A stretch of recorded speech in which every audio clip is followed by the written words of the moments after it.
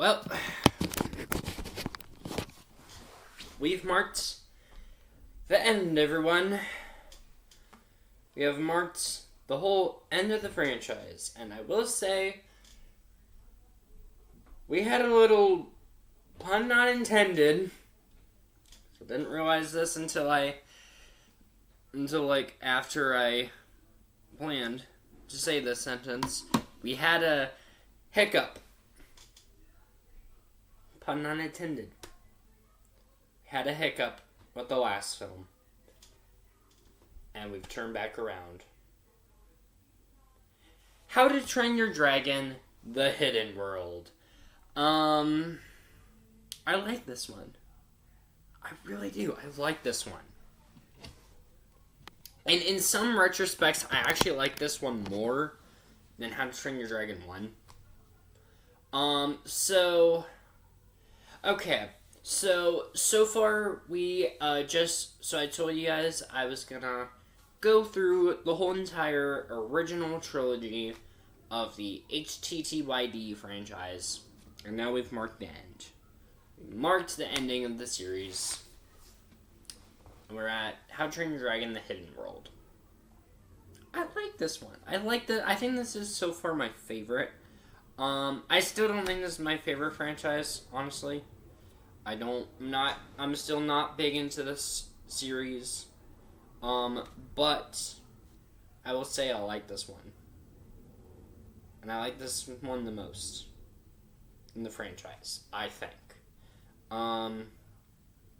So after Stoic's death in the last film, Hiccup is now the new chief of the whole island. Berk. That's the name of it. Berk. He's now the chief of Berk. And there's a whole bunch of... And he soon meets this dragon killer named Grimmel, who is trying to kill every single Night Fury. Or, he's killed every single Night Fury except for one. And that is Toothless. So it is pretty much Hiccup and the other people in Berk. They are trying to save Toothless. They meet a female Light Fury, is what she's called. Another dragon. And they go into this world, this whole world that was once believed to be a myth called the Hidden World. And it's pretty much just trying to protect Toothless from Grimmel and just save him, as well as a few relationship stuff going on with Hiccup and Astrid.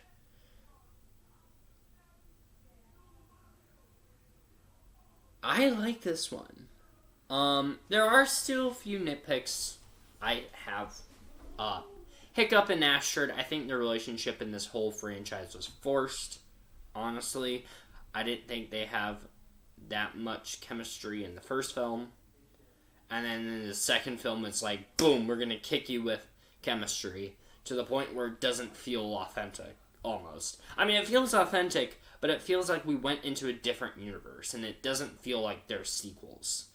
The first one, it's like they had little to no chemistry, and now when we hit How to Train Your Dragon 2, it was like, boom, they have chemistry now, and there's nothing you can say about it. It's like, you should have had more time to start the chemistry in the first film. But no, they didn't want to give us more minutes. This movie is longer than all of them. This is the longest film in the franchise, and yet I still feel like How to Train Your Dragon 2 is the longest. This one went by quick. And again, this one, come on guys, pacing. How to Train Your Dragon 2 suffered because of its pacing. I was damn near bored on How to Train Your Dragon 2. I was literally watching on Dragon 2, I'm like, is this movie done yet? This one is not the case. The pacing in this is snap, and I like it.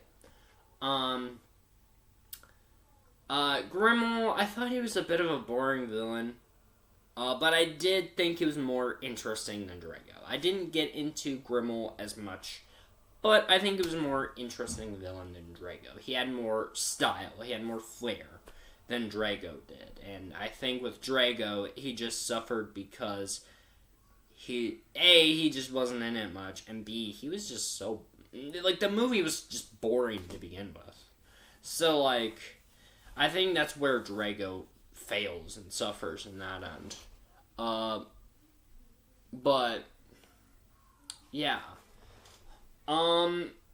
Toothless, I think, is a very cute character. I don't think he's interesting, unfortunately. Unpopular opinion. I don't think Toothless is an interesting character. Toothless is cute. I will say that. There's a few times in this film where Toothless did make me giggle and chuckle and like, okay, you're cute. And there's like one moment where like, it was like, I don't know exactly what was happening, but he was dancing in front of the female Light Fury. And then all of a sudden, slap, the Light Fury just slapped him.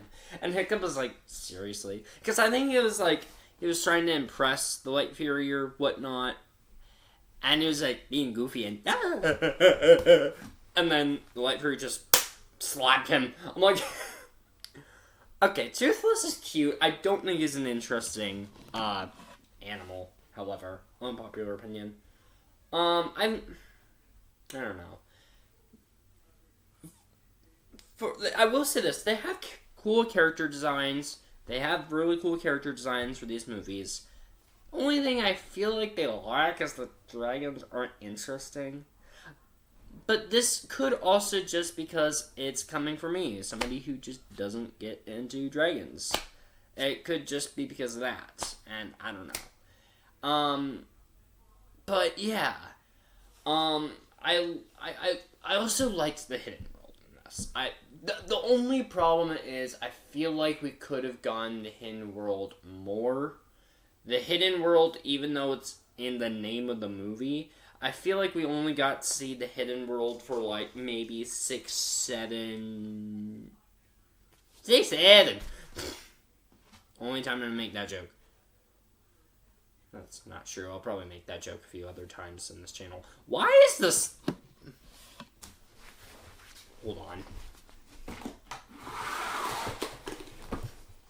Okay, that's better. There's like, I looked like fucking Fester Adams with the light going in my face. There we go. Okay, I put the shades down a bit. What the hell was I saying? Oh, Hidden World. I feel like the Hidden World, we could have gone more of it. I think we gone that for like only 5-6 minutes. Not doing that joke again. But, like, I don't know. I feel like with the Hidden World, they could have done more with it. I think the Hidden World looks really pretty. I love the Hidden World.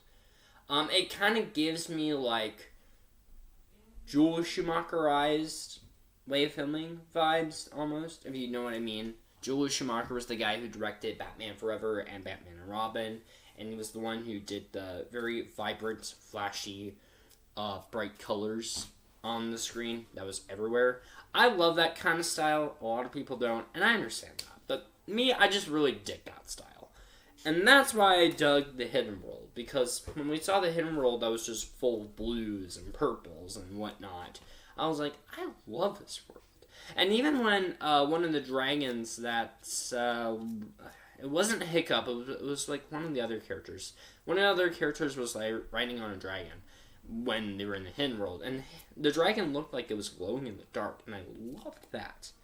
I loved the bright, vibrant, colorful world of the Hidden World. I just loved it. And then, but yeah, I will say this, it is a really good conclusion to the trilogy. It does wrap up in a way I wasn't expecting it to wrap up.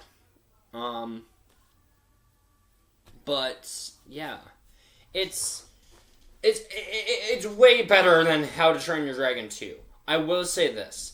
With How to Train Your Dragon 2, that one just bored me to death. And I could not, every time anything happened, I was like, I'm so tempted to just fall asleep. This is not the case. This actually kept my interest. And I really did like it. It's probably better than the first film. And the first one, I just liked it. It was okay. The second one was just bad. The third was like, I like this more. So, yeah, I like this one. I've heard some discourse on this one. I don't know. From what I've heard, I don't know if this is a lot of people's favorite. This is like the one from what I've heard, a lot of people don't like the third one. I'm not too sure why. I don't know if it was because of pacing. I don't know if it was because of the fact that Hiccup pretty much sets Toothless free at the end. I don't know. I've heard some discourse on this one not getting the best judgments on people, not swaying people over. That's not the thing for me. I legit like this one. I think I'd top it over on the first one. Top it over the first one, because, yeah. But yeah, like, I don't know.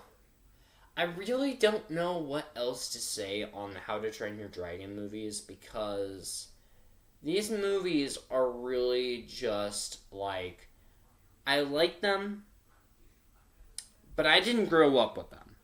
These are not movies I grew up with. With DreamWorks, for me, it was Shrek. It was Kung Fu Panda. Those were my DreamWorks franchise. I'm still not caught up with those franchises yet. I think I still have, like, Puss in Boots 2 and Kung Fu Panda 4 to catch up on.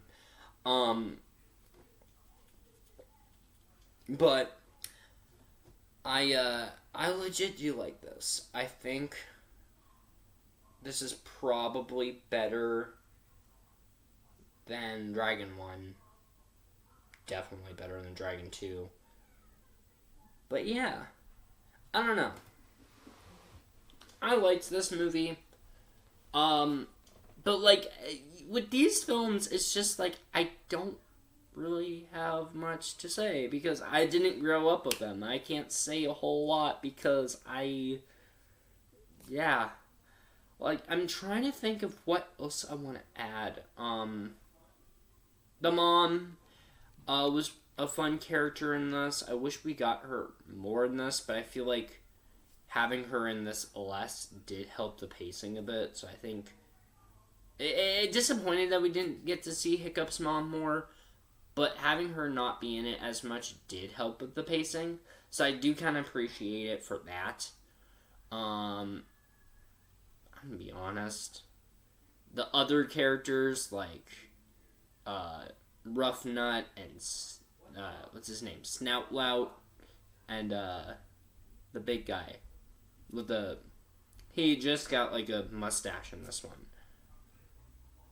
It was 4 characters, sorry. It was 4 characters. Because it was the twins, it was the short guy, and it was the big guy in this one he has, like, a mustache. But they were in the first 2 as well. And they were friends of Astrid's. Names aren't popping up in my head, but I know the girl's name is Rough Nut. Anyways, they don't interest me. I was literally watching this franchise. I was thinking, oh, maybe I'll grow onto them, or maybe I'll like them more. No. Every time those 4 characters showed up, I'm like, okay. Like, I didn't dislike them. I didn't love them, but I didn't loathe them. I just was like, okay. And, like, even when they did a joke that was supposed to be funny, I'm like, okay. Okay. Okay.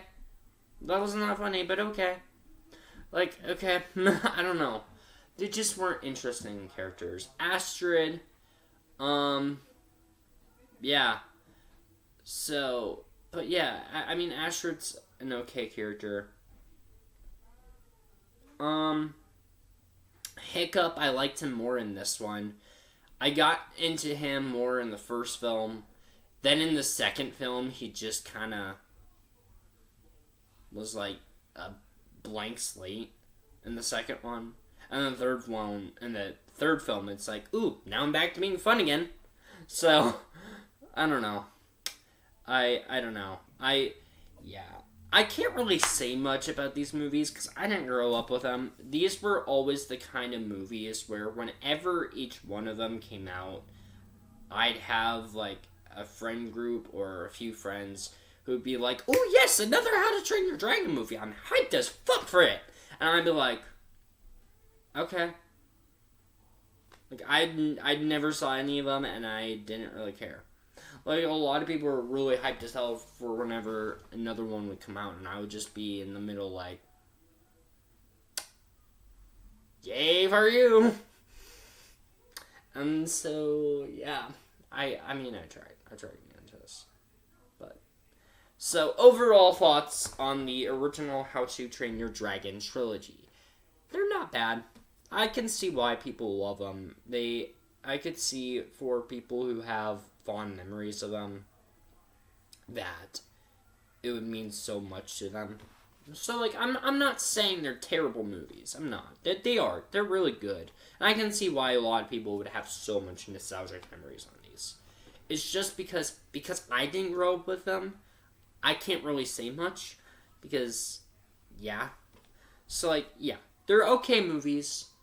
They're, and to me, not what I see as DreamWorks' best, but I also didn't grow up with them, so I can't really say too much stuff on it. So, I don't know. But, yeah, so eventually I do want to try and get into the live-action reboot. I'll probably have to wait until I get, like, the DVD or the Blu-ray for it, because I don't have Peacock. I mean, I guess I could go to my family members and watch the movie there, because one of my family members have Peacock. But, nah, that's fine. I think I'll just wait until I have enough, wait until whenever I get to getting it on Blu-ray or DVD, which might take a while because I'm right now in the middle of getting stuff for my Halloween costume. So, yeah. So there's that. What do you think of How to Train Your Dragon: The Hidden World? Do you like it, or admit on it, or did it piss you off for some reason? Let me know down in the comments below, and I'll see you guys next time.